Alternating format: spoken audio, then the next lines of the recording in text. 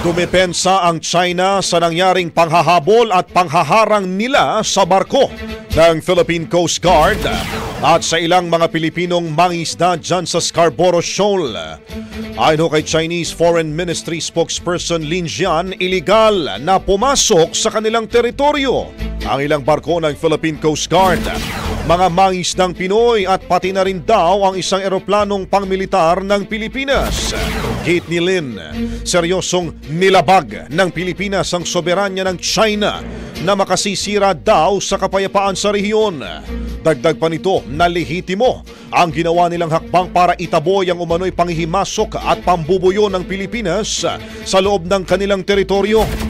Hinimok ng China ang Pilipinas na huwag nang magpatuloy sa ganitong aksyon at iwasang subukin ang matibay nilang paninindigan.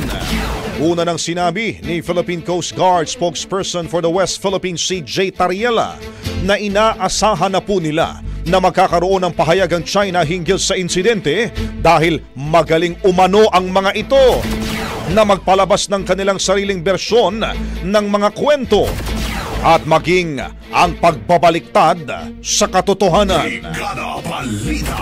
Ang bahaging ito ay hatid sa atin ng DriveMax Herbal Capsule. Lalaking angat, tumatagal.